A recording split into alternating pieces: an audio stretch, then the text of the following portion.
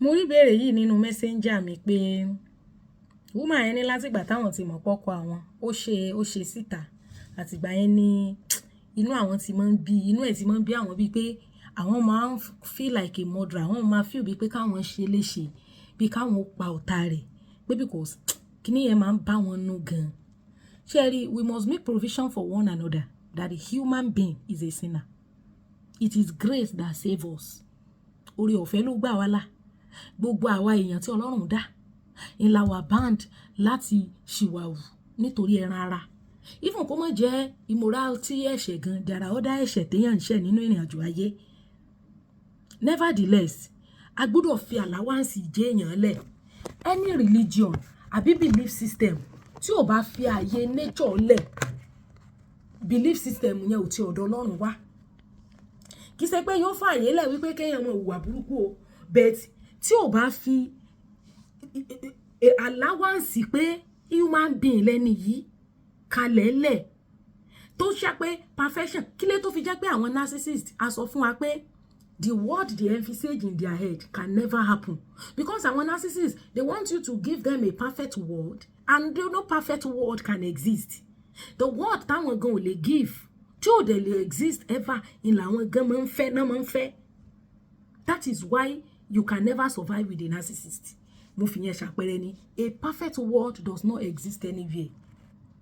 Ẹ̀rí ẹlòmíì tẹ́ máa feel pé ó ní ayọ̀ níbi tó wà tó jẹ́ pé n tó ń bò mọ́ra kékeré kọ́. So the fact that this person has done something, you felt pained by it, you have to rebuke the spirit that is making you to feel like when you want to go and find him. I never knew the reason why he cheated. Maybe you were the cause of it. Bóyá nature ló ti sí, bóyá ti ẹ̀sùn tó fẹ́ boost tara rẹ̀, tó fẹ́ boost rẹ̀ ń bò mí, bóyá òbò ẹ̀ ò lè kó ẹ̀ mọ́. I don't know the cause. Ṣé mo pa ti impose monogamy lera wa lórí already. Torí ẹ̀ ni ò jẹ́ ká lè mọ̀ wípé we have to spread our tentacles and diversify our thoughts. So now that you impose ìwọ nìkan àtèmi nìkan lera yín lórí yẹn, you have to create allowance for yourself. Such that even if there is mistake, you make sure that you have a means to solve it rather than thinking pé o fẹ́ lọ ṣèyàn kan léṣe. O bá pààyàn ní ìsìn wọ́n pàwọ̀ náà ni. Bẹ́ẹ̀ ni, you have to make provision for one another. You have to know that you are dealing with a human being. It doesn't mean pé kò nífẹ̀ẹ́ rẹ̀. Most òbò táwọn ọkùnrin míì mọ́ lọ́mọ ń dún tàn yẹn nítorí nífẹ̀ẹ́ ti lé ni. Ó ṣeé ṣe kó ṣe pé ara ẹ̀ ò lè mọ́ lọ́dọ̀ ẹ̀, ó dẹ̀ nífẹ̀ẹ́ kò fẹ́ káṣírí yẹn tú sí ẹ lọ́wọ́ bóyá òun ló ṣe ṣe. Ọkùnrin máa ń cheat for different reasons. And God has given every man the capacity to love different women for different reasons. You never knew the reason why he went to that woman. À ń fẹ́ àwọ̀ kan, àwa la impose ẹ̀ lera wa lórí. So nature wa, a gbọ́dọ̀ lè manipulate nature wa láti suit condition yẹn. Tí excesses bá wà, o gbọ́dọ̀ ronú pé o fẹ́ lọ pààyàn. Ẹ̀mí burúkú ló ń bàlé ẹ tó fi ń rò bẹ́ẹ̀ yẹn. You have to rebuke and reject that spirit. O gbọ́dọ̀ reject the spirit yẹn ni. Ṣó ti gbọ́ mi? Ọkọ ẹ lọ dóyàn mi. Inú ẹ̀jẹ̀ ọkùnrin nìyẹn wà. Àtòun gbà fún o, àtò gbà fún o. Nature ọkùnrin tókùnrin bá ń dóòbò kan fá tó bá yá òbò yẹn lè mọ́ lè kó ẹ̀mọ́ after decades. That is science. Science nìyẹn. Tó bá jẹ́ni tí ò lè gbàwẹ̀, tó jẹ́ni tí ò lè travel, kó tiẹ̀ fún ẹni gap so that he will miss that place and come back again. Tó yẹ pé ẹjọ́ ń sùn ẹjọ́ ń jí lójoojúmọ́ ni, my dear sister, it will get to a state tó lè má erection lè má long pẹ̀lú ẹ̀ mọ́. Ṣé gbogbo àwọn tó ń bá ìyàwó wọn sùn ní ìgbà tó ṣe marry lẹ́ẹ̀mejì ẹ̀mẹ́ta ẹ̀mẹ́rin gan, ṣé wọ́n lè ṣe ẹ̀mẹ́rin ẹ̀mẹ́ta nísìn mọ́? Àti ṣe kan gan fẹ́yàn míì kò dẹ́ ṣe pé kò lágbára, tó bá lọ béèyàn míì á ṣe ẹ̀mẹ́ta ẹ̀mẹ́rin lọ́dọ̀ èèyàn míì. Ẹ lọ confirm ẹ̀ lọ́dọ̀ àwọn ọkùnrin. That is nature. The psychology of ọkùnrin bí ọpọlọ wọn ṣe ń ṣiṣẹ́ with their sexual nature òun nìyẹn.